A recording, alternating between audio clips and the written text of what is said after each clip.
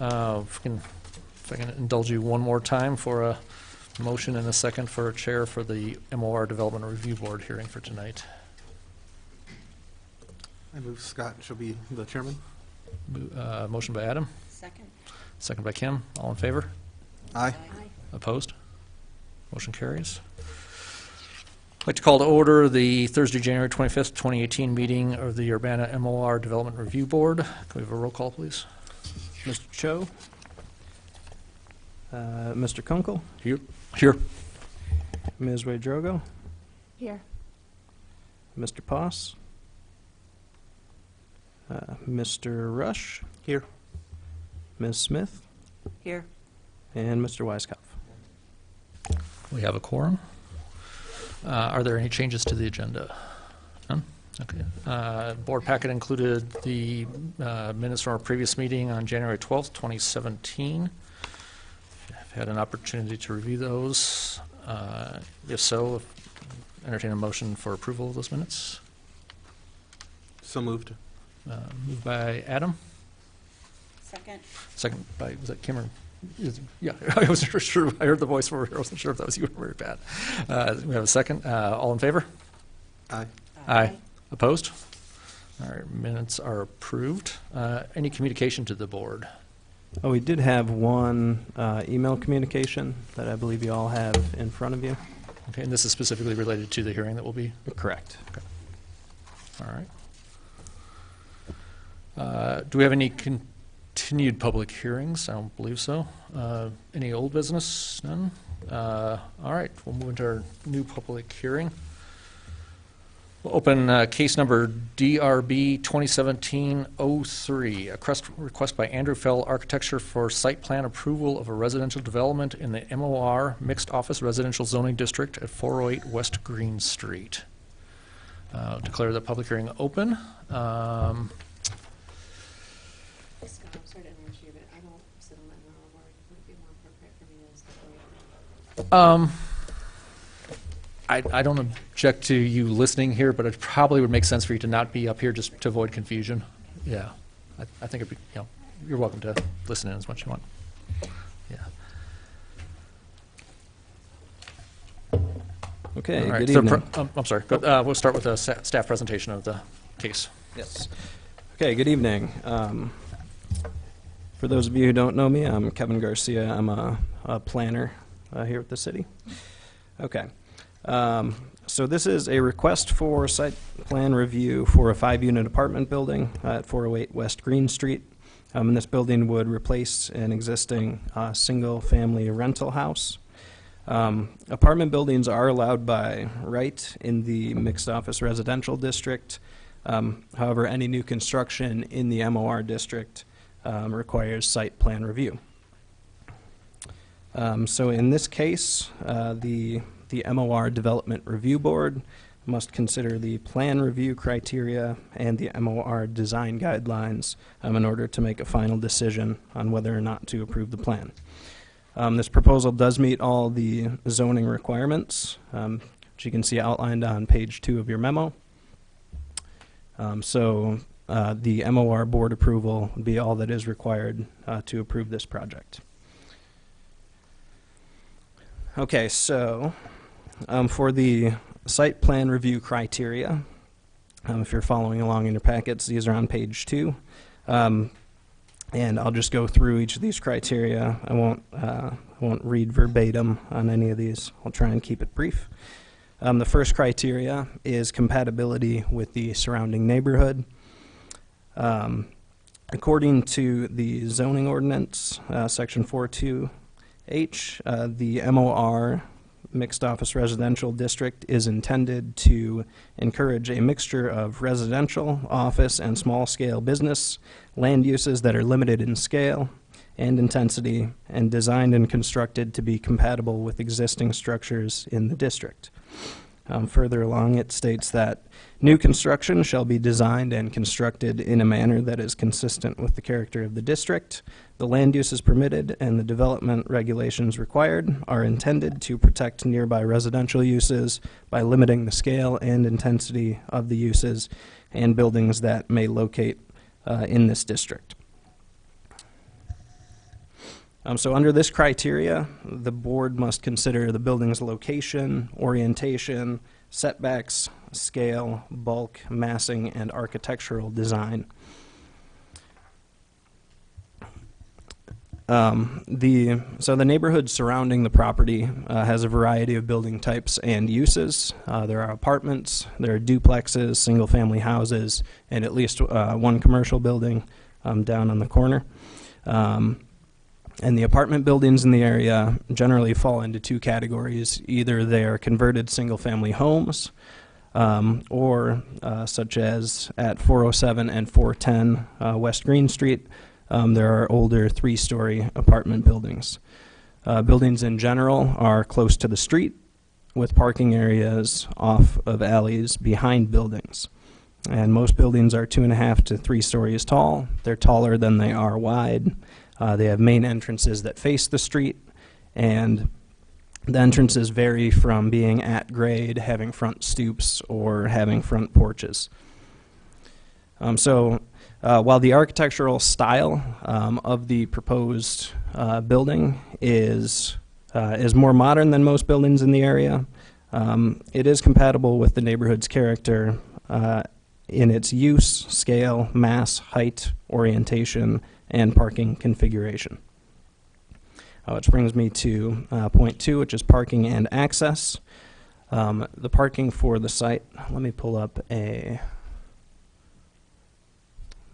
I'll pull up the location map if I can find that. Whoops. Still on my flash drive.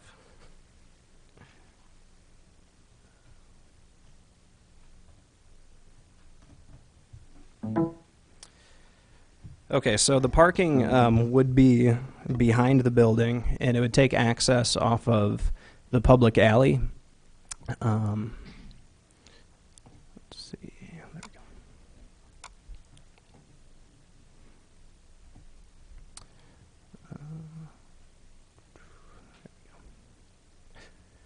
Okay. So it would be tucked behind the building, off of that alley. Let's see if I can zoom in. This is Exhibit A in your packets, if you have those in front of you. Currently, the alley is it's not very. It's kind of overgrown. There's also some things blocking the alley. I think I have a picture of that I can show. But this is still a public alley, and we've talked to the applicant, and that alley would be able to be reused to get access to the site, and then the parking area would be behind the building there. And why don't I'll pull up the site plan just so we have that up there while discussing this.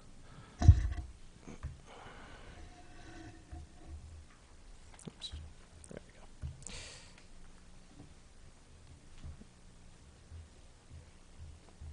go. Okay. All right. So as you can see, parking behind the building. The handicap parking would be on the northeast side. Okay. Then there would be, so if you're walking down Green Street, the parking would be behind the building. It would also be shielded a bit by these bushes that are back there as well. As I mentioned, the handicap space would be here in the northeast corner, which would be, given the site's configuration, it would be the best spot for it. It still would have to come around to the front of the building, and then there would be a new accessible ramp there to enter the front.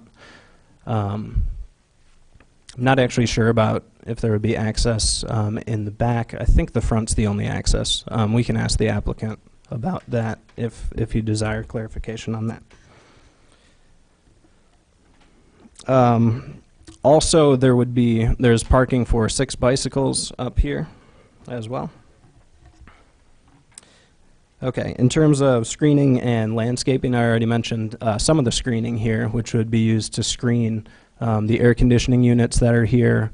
Also, it would help to screen the parking area from both Green Street and then from the adjacent property.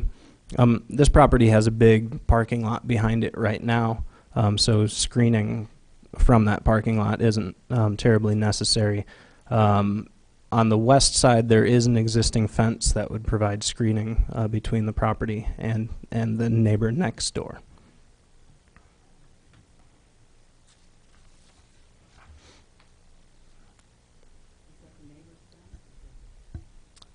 That's a good question. I do not know, but we can ask.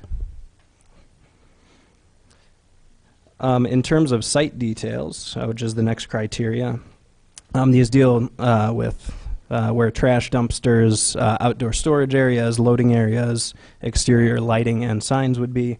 The garbage area would be back here. It would be enclosed in a fenced-in enclosure per the requirements of the zoning ordinance. There are no other exterior storage areas, loading areas, lighting, or signs proposed. There are some additional requirements in section 1112J of the zoning ordinance, and the proposal meets all of the requirements from that section.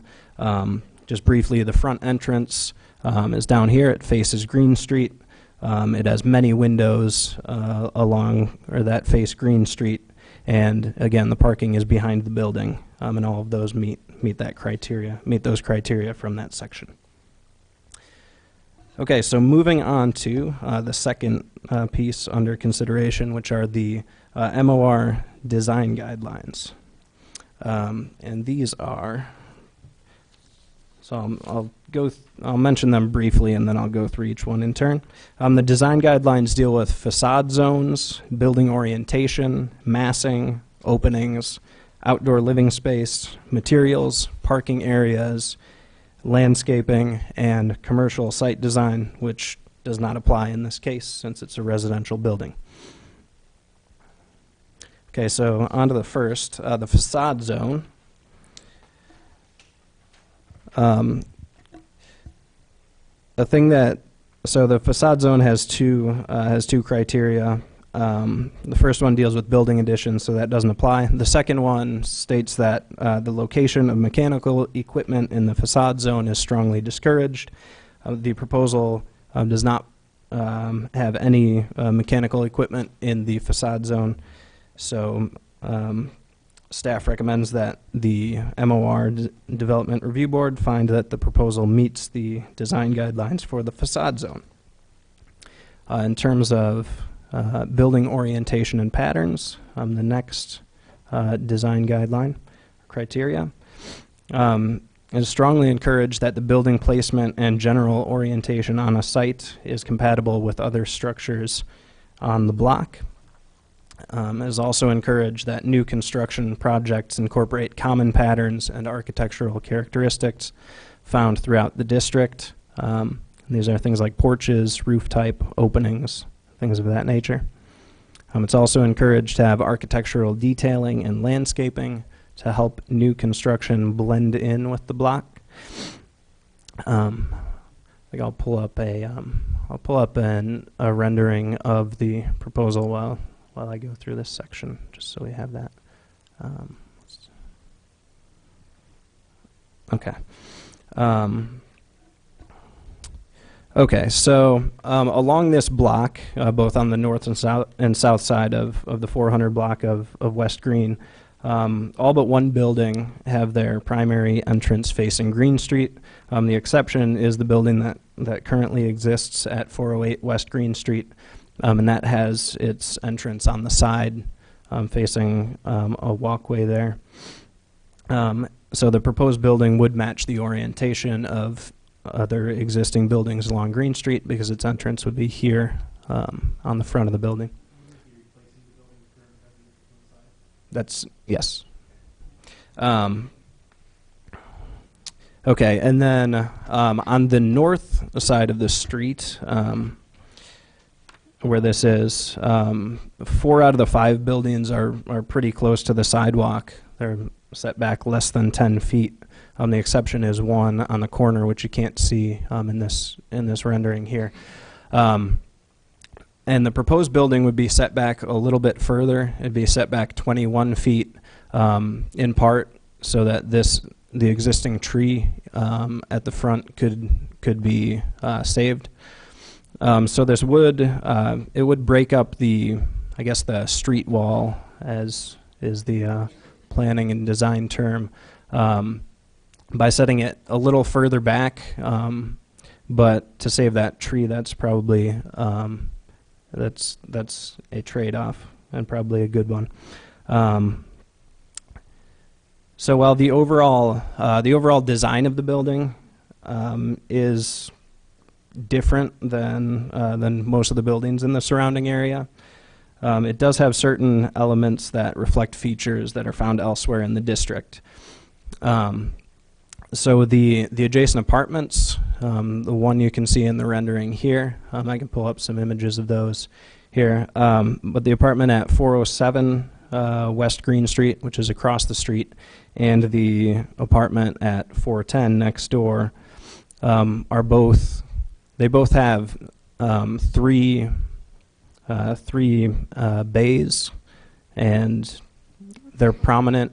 And while they're symmetrical, and this building is asymmetrical, it still reflects that, having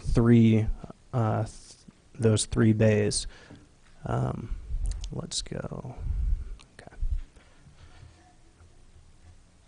Okay, so this is 407 West Green Street. That's across the street. You can see it's got three distinct vertical masses. And next door, this is 410 West Green Street. And then the proposed building also has the three vertical masses. Okay.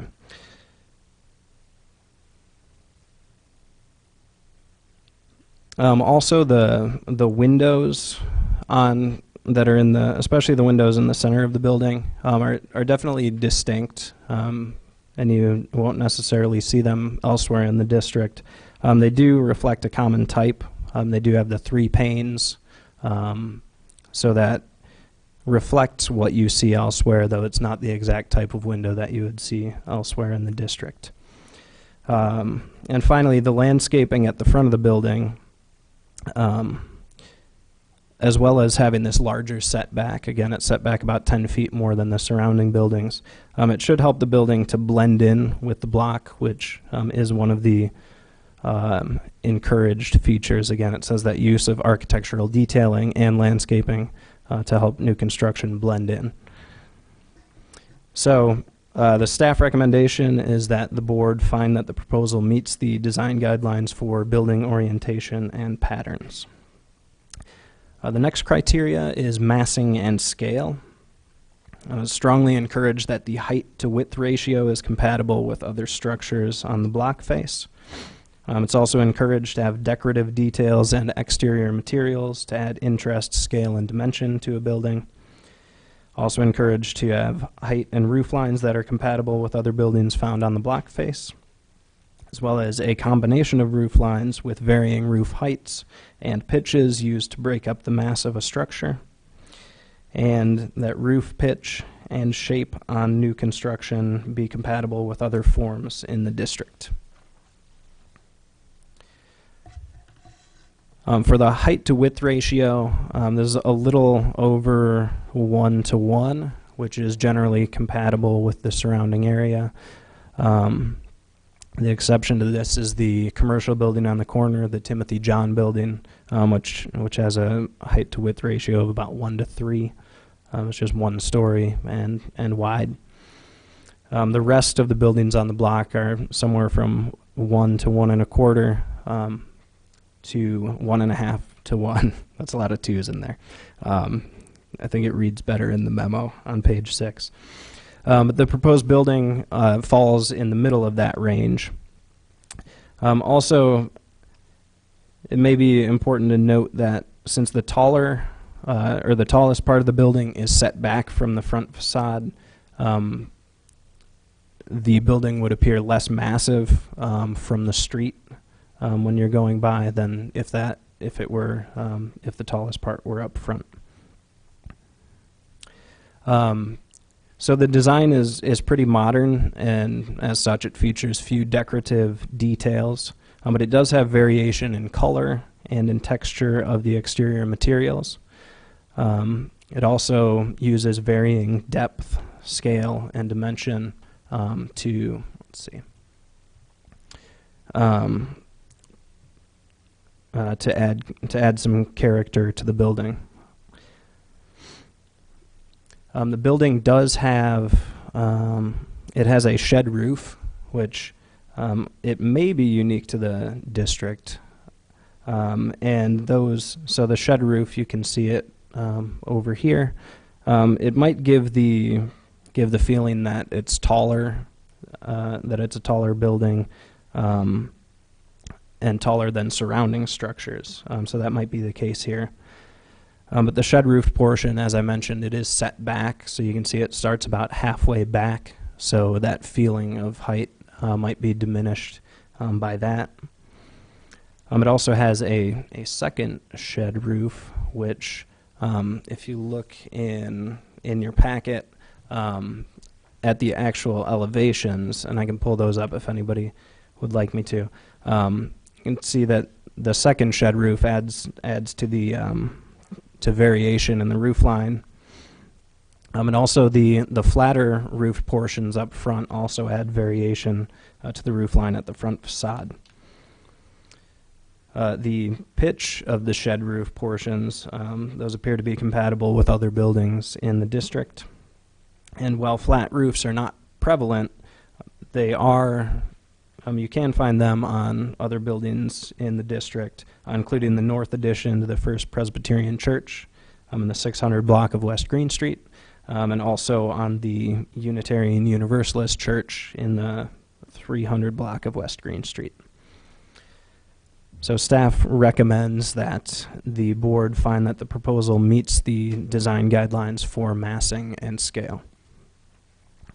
The next criteria is openings. It's strongly encouraged to provide an adequate amount of openings on a facade.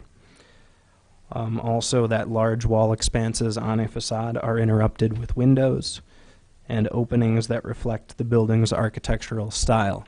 I think just by reading those three and looking at the renderings, you can see that the design meets those three criteria, as well as the next three, and those are openings that are in proportion to others on the facade and are similar in size and scale, a consistent rhythm of window openings on the facade, and true divided light windows. So staff recommends that the board find that the proposal meets the design guidelines for openings. The next criteria is outdoor living space. And for that is strongly encouraged that front porches and balconies with roof lines that are compatible with the main roof on the structure. Also that outdoor living spaces use a variety of styles and materials to complement the overall composition of the building. It's encouraged to have porches on new residential construction. And there are a couple discouraged and strongly discouraged criteria that don't apply. So the front porch and the balconies are compatible with the main roof of the structure, and they complement the overall composition of the building. So staff recommends that this proposal, that the board finds the proposal meets the guidelines for outdoor living space. The next criteria is materials, and it is strongly encouraged to have long-lasting and durable exterior materials such as brick and wood clapboard. Strongly encourage that exterior treatment protects the integrity of the structure and provides an enhanced visual aesthetic to the block. It's also strongly encouraged to have a recognition of the diversity of materials used throughout the district and the importance of material quality. And it is encouraged that in the case of new additions, roof materials complement those found on the main structure. So the main proposed building materials, exterior building materials, are wood cladding, metal siding, and exterior insulation finishing systems, or commonly known as EIFS. And wood and metal siding are long-lasting, durable materials. EFIS has not always been considered durable or long-lasting or necessarily aesthetically pleasing. But building technology can improve over time. So the applicant has provided a sample of the proposed material to the board for consideration. It doesn't appear that other buildings in the surrounding area use EFIS. Some buildings use stucco, which is somewhat similar to EFIS, but EFIS, at the end of the day, may be out of character with the district. The roof, and the applicant can correct me if I'm wrong, but I believe the roof will be metal, which would complement the materials on the main structure. Staff would recommend that the board make a determination on the suitability of EFIS as a building material in the district. If it is not suitable, the board should determine alternative materials that could be used instead. The next criteria is for parking areas. And again, the parking area would be behind the building. It would use the existing alley. And the area is already screened to the west. And to the east, it's adjacent to a parking lot where screening is not all that necessary. And the proposed landscaping on the front and especially behind the building would help screen the parking from Green Street. So staff recommends that the board find that the proposal meets the design guidelines for parking areas. And the final criteria is landscaping. And there are four mature trees on the site, including the one along Green Street, and those will all be retained. And additional landscaping will be added to provide screening and to enhance the aesthetics of the site. So staff recommends that the DRB, or MOR DRB, find that the proposal meets the design guidelines for landscaping. As a final note, the applicant held an informational meeting about this project that was open to the public, and that was at the Urbana Free Library on December 14th of last year. And six people, not including staff and the design team, attended that meeting. And overall, that meeting was positive, and there were nobody voiced objections to the proposed development at that meeting. Kevin, would this be a good time to introduce the communications that we received? Yes. We did, as was mentioned earlier at the beginning of the meeting, we received one communication. Not sure that I have that with me. Lori, would you mind? Sure. It is an email that we received for the board where the individual is concerned about the development plan, in part because of a concern over an overabundance of units in the market, and that new construction should be limited so that the current owners can get their units rented. You've got the full text in front of you. Thank you, Lori. So that concludes my presentation. In this case, the MOR Development Review Board has three options.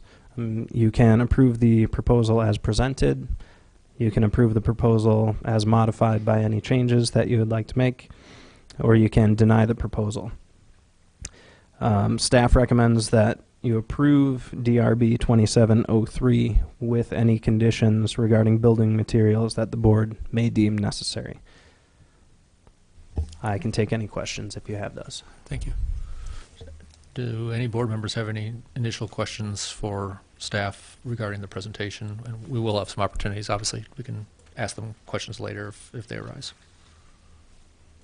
Go ahead. No, Jonah? That alleyway in back, so that's going to be paved? Yes, it would be paved. I believe there would be a cost sharing between the city and the applicant. And it'll run.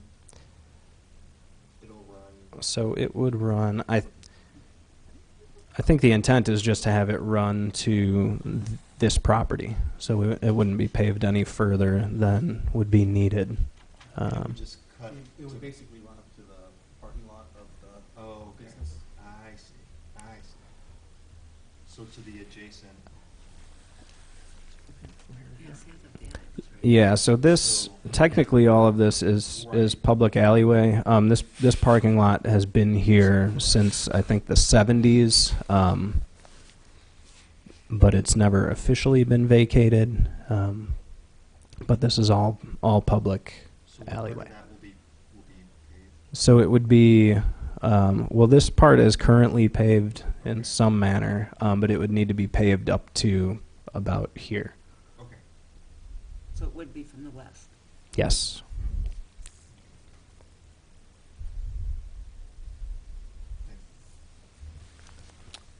Any other questions initially for Kevin?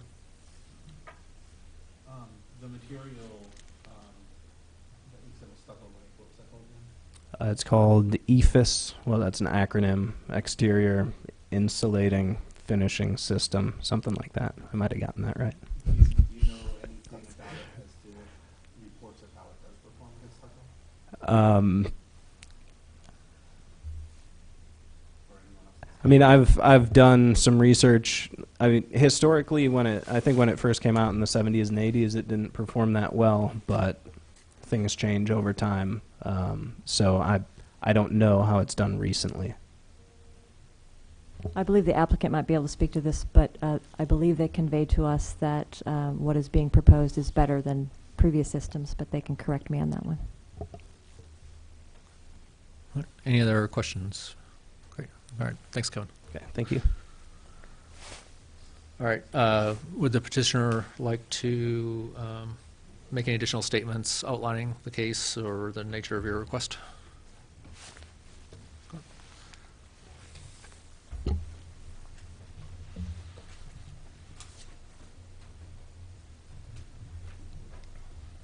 If you could state your name and address as well, that would be great, and sign in. Andrew Fell Architecture and Design. Adrian Strom from Andrew Fell Architecture and Design as well. Thank you. And Andrew, please be sure to speak into the mic. Adrian's here mostly for technical support. So we put together a video, sort of fly around, which is pretty representational of what it looks like, and this gives you a little more opportunity to kind of see it 3D, what the whole building looks like. So you just might as well.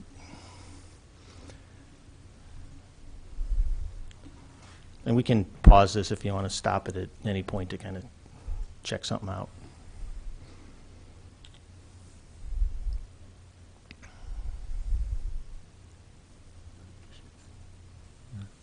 I guess while it's running, one of the things we'd like to change a little bit in the design, and I don't know if this has to be officially part of the record, but in kind of generating the design, we've determined that the parapet around the stair tower, which is the part in wood, is high enough to screen the condensers. So what we'd like to do is put those condensers on the roof, and it's also sort of a building code issue, but the parapet has to be high enough so that a worker doesn't fall off. So it's high enough just by that fact that you won't be able to see them from the ground.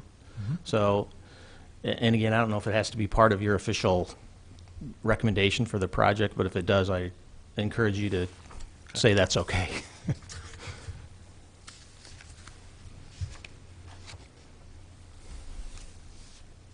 So that's it. So I don't have a lot to add to what the city staff said, so I'm mostly here to answer questions. Perhaps you could speak to the question about the EIFS system. Okay. Yeah, we've been using this a little bit more, and they do. The knock on it originally was mostly for installers. It usually wasn't installed very well, and when it leaked, it was really a problem. The technology has come a long way, and if you have the right installer doing it correctly, it's not a problem. But we also do. They can install it a couple different ways, and we install it now. It's called a rain screen. So basically, there's a watershed behind this layer of the facade. So any water that gets behind it can also run out. So it over the last few years has become a much better product than it used to be when it started. So we're using it on several buildings now. And the other thing we do on this building too is one of the knocks on EFIS is it's typically installed over an inch and a half of styrofoam, so it's kind of squishy and you can break it. But this is all going to be impact resistant, so it's not subject to being, you know, the cracked or broken or things by residents or people going by.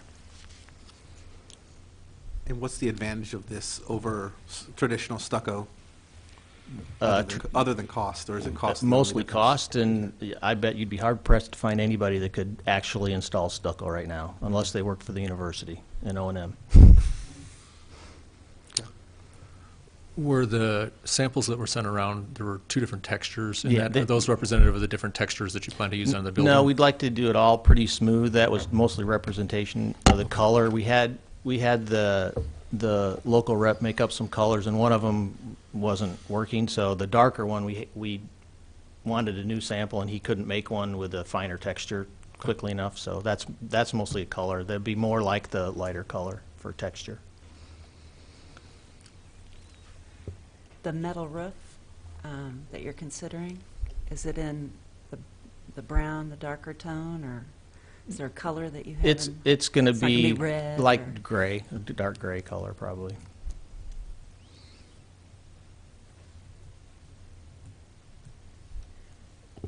The fence? The fence, well, we were, 3 hours ago, I couldn't have told you whose fence it was, but now I can, because we got our survey at 4 o'clock, so the fence belongs to the neighbor. So, Is that an issue with the screening of the parking?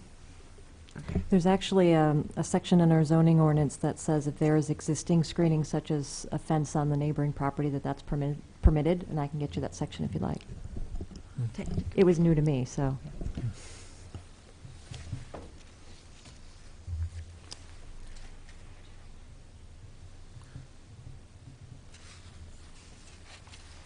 How about the coloration of the wood sample that was sent around? It looked in the rendering like there's maybe a little bit of a lighter yeah, that, tone. the wood sample we got from the supplier actually a couple days ago, and it was sitting outside, so it's soaking wet. You can tell it's really heavy. Yeah. So, I can say at least from the literature we have, that it's not that dark, and that manufacturer will make a couple different color samples. We don't really anticipate it being that dark, but that's what we had. It's similar to your rendering? I mean, Yeah, correct.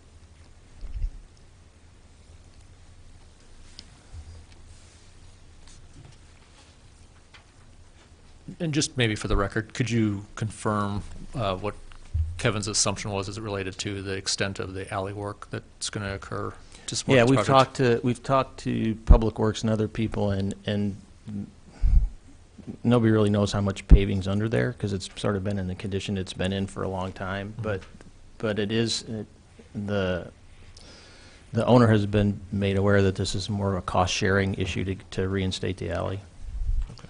So, and Public Works had no problem with it since it's a public alley.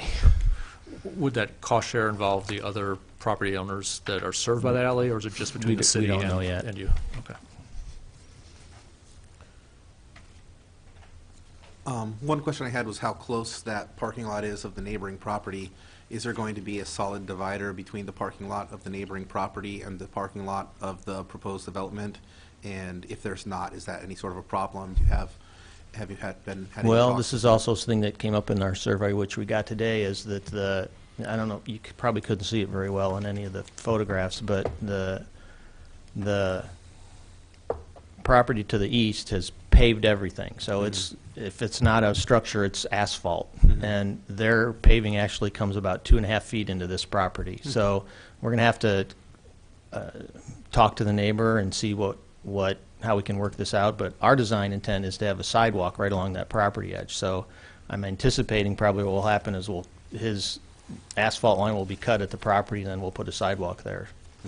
And again, we're not this technically far yet, but I would assume it's going to be flush with his asphalt paving, so there's not a trip hazard there.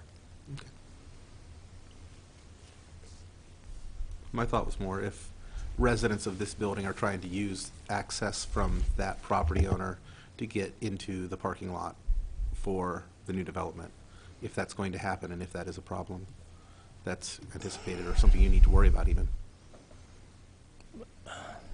Because that's a driveway right I there. suppose they could, yeah, it's a driveway. It's sort of a in and out for Timothy John. I mean, they just park through all there and go around. I don't know, I don't remember if he had spaces striped next to where our access would be, but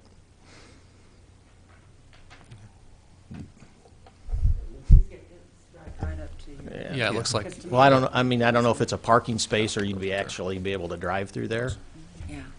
yeah, I mean, it looks like from the aerial relative to your site plan that there wouldn't be a way to get a car through there. Yeah. Right.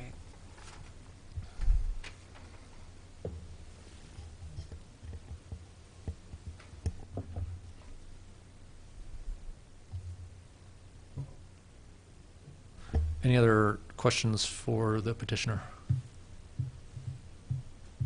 Okay, great, thanks. Thank you.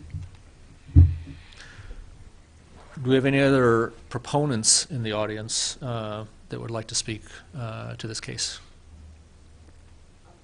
Proponents, in favor? Okay. Okay.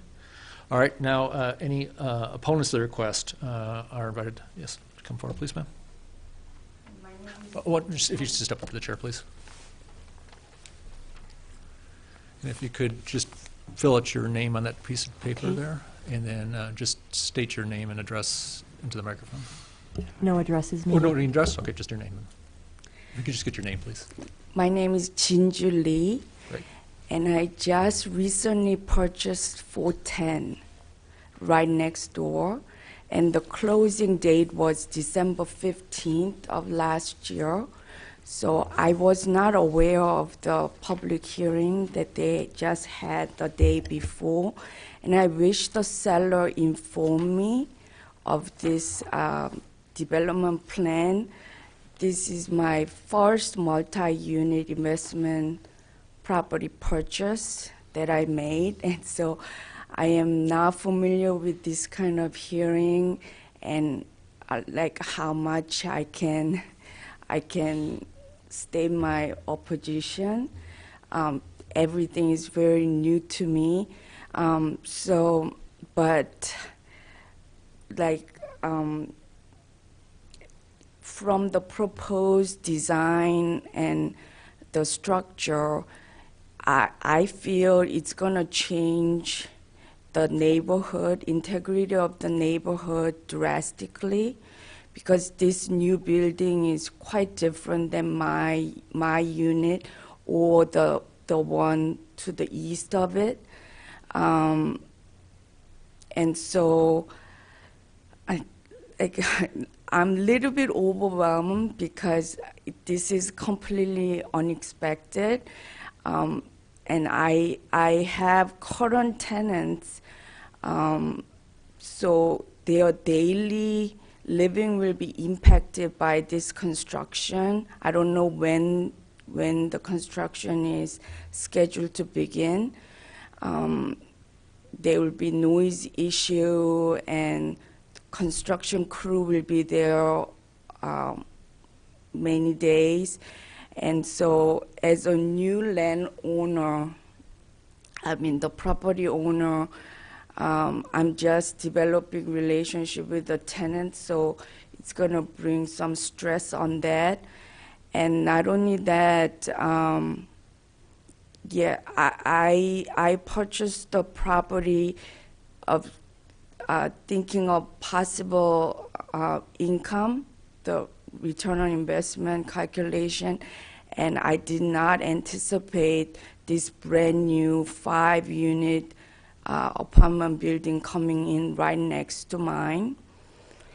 And not only that, there are some Green street parking, and maybe for the tenants of this new apartment can be built in the behind, but the street parking, like there will be visitors, many people visiting my tenants or their tenants, and it will bring much stress to the parking, I feel.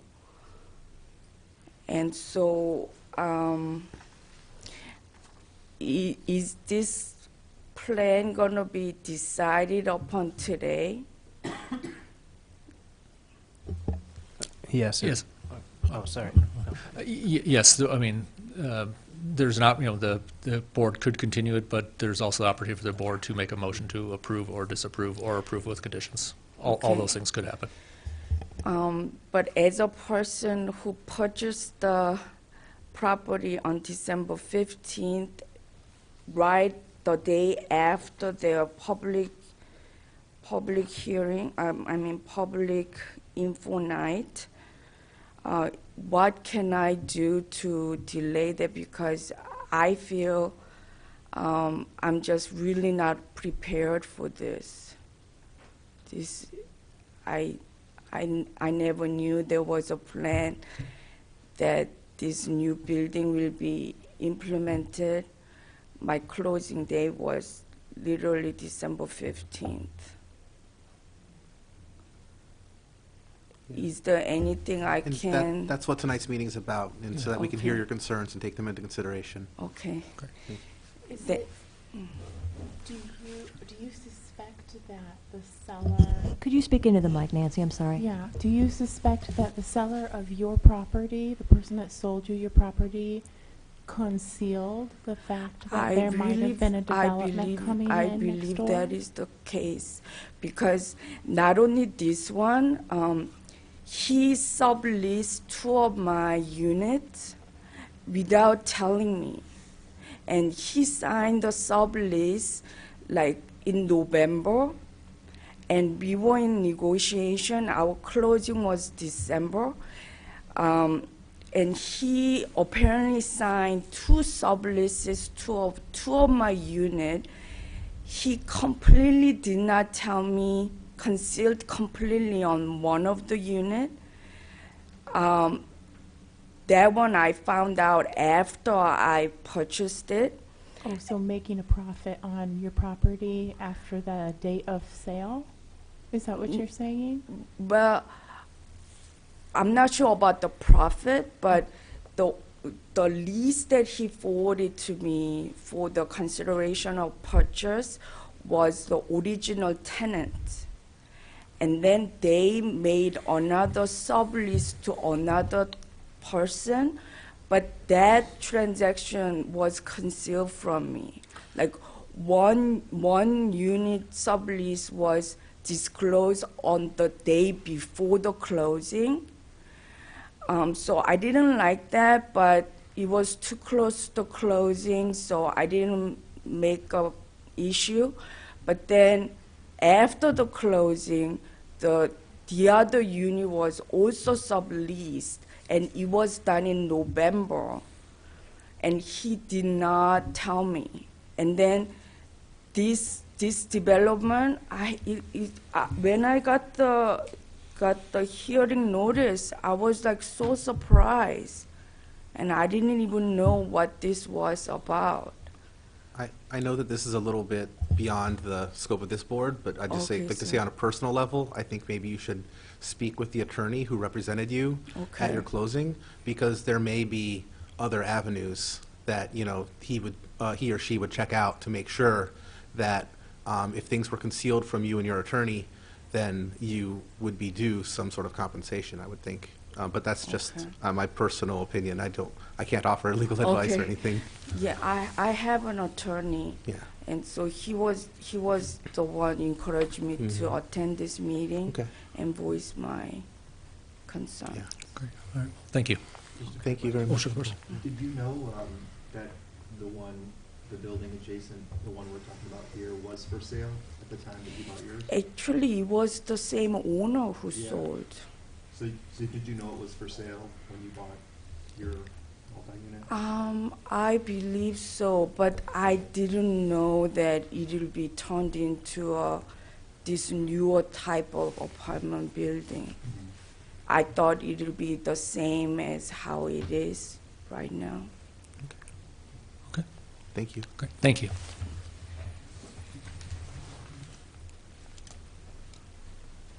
Are there any other members in the audience this evening that want to speak in opposition to this proposal?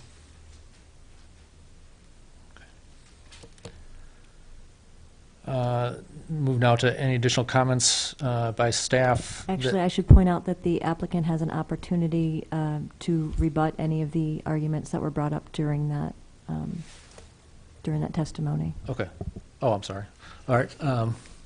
Petitioner, no rebuttal? Okay. And then nobody else. Any additional comments by staff related to, that's necessary for clarification or in response to anything else that's been said here? No? Okay. Then we got petitioner rebutting anything that was said. We've already talked about that. Opponents may rebut the petitioner's rebuttal, but that doesn't happen. Petitioner may present a summary of his or her petition. No summary. Questions from the board may be directed at anyone, to the applicant, staff, or public to clarify. So this is kind of the free-for-all time that we can ask questions of petitioner, staff, or others that would help us better understand the project or any other concerns that we have. So, open the floor.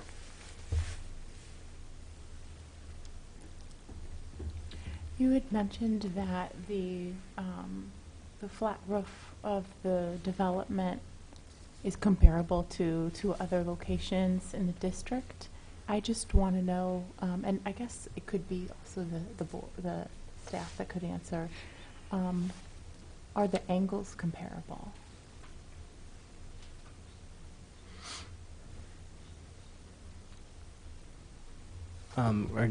For clarification, are you talking about the flat roof portions or the? The flat roof portion. Well, I know. Well, they're flat, so I think the angles would be the same, right? What's the, do you know degree, relatively, or no? Well, when you're looking, like comparing this roof to the Unitarian Universalist Church, when you look at them from the street, they just both look flat. Are you talking about the shed roof? Yes. Oh, okay, that part. Okay. I don't know the specific angle of the roof. The architect might know that better. Andrew, can you speak to what the pitch of the yeah. shed roof is, approximately? I do want to point out that in Exhibit C, there's a series of photos of other buildings in the area, so you can get some sort of comparison if you compare that to the elevations.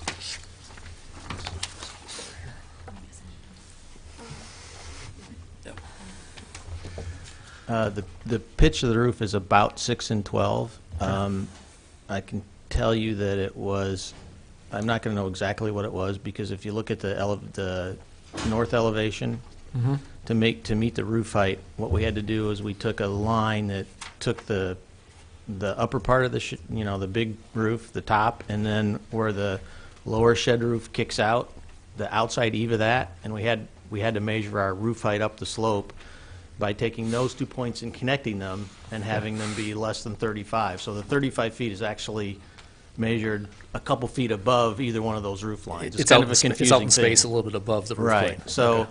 so the pitch of that roof, I can't tell you exactly what it is, but it's the pitch we needed to make that dimension work.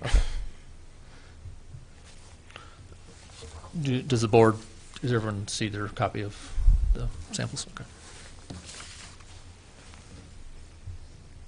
Okay. Any other questions, petitioner, staff, other issues board wishes to? I have a question for the staff. Is 407 West Elm, is that a single family?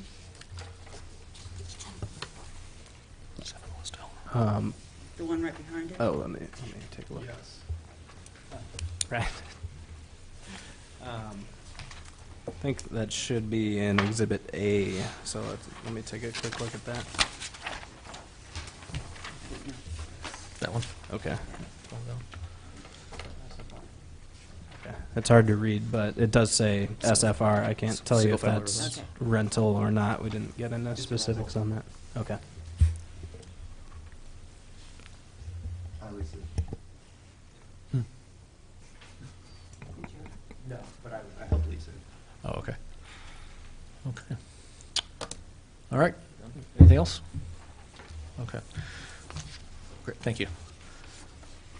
So as Kevin summarized, we have an opportunity to do one of three things. We can either approve the application as submitted, we can approve it with conditions that we add, or we can deny the application.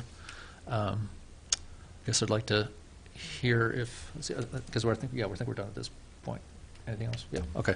What's that? Yeah, I guess close the public input. All right.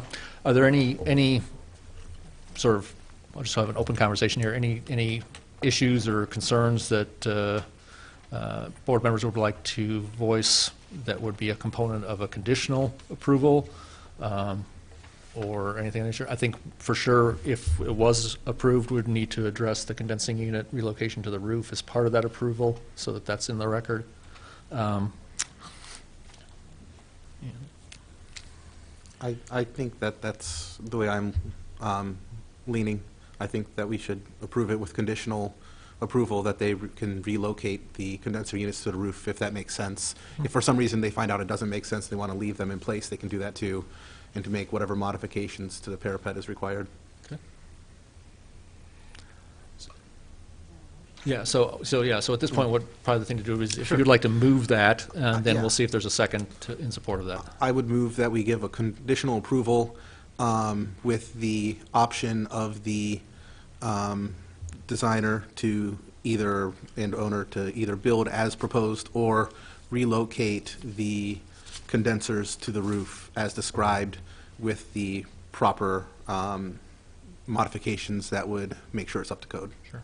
And then if I could just ask you to include and just add to that motion that either explicitly or by reference that in other ways that the petition meets the findings of fact that were presented. Oh, and since the, okay, I'll start over. Yeah. I move that because the petition meets the finding of facts and the requirements for building in the MOR district, that we approve it with a conditional approval, either as is written here, or with the option to relocate those condensers to the roof with whatever modifications are necessary to keep them up to code. Thank you. Is there a second? A second from Matt? All right. Any discussion? Okay. Can we have a roll call, please, on the vote?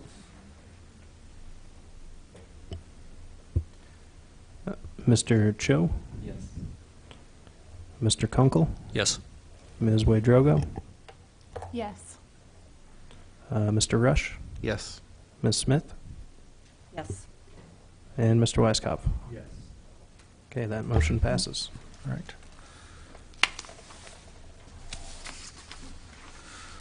All right. With that, I formally close the public hearing for case number DRB 2017-03 with the approval with condition noted. Okay. Any new business? No. Audience participation? No. Staff report. That's me, sorry. There were 2 administratively approved cases since this board last met. One of those was to install solar panels on the flat roof part of the Unitarian Church at 309 West Green Street, and the second one was to convert a sunroom into more of a four-season room at 311 West Elm Street.